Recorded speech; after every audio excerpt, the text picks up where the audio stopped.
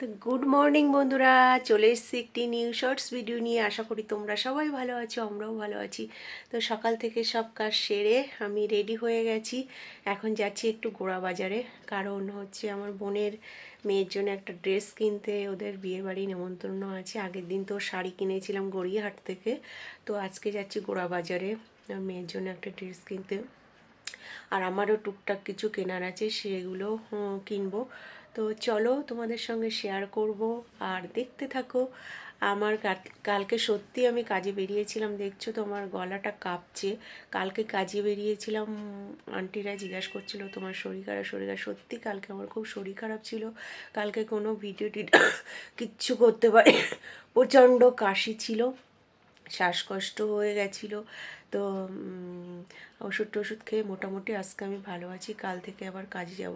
তো টাটা। ভিডিওটা ভালো লাগলে লাইক কমেন্ট শেয়ার। টাটা।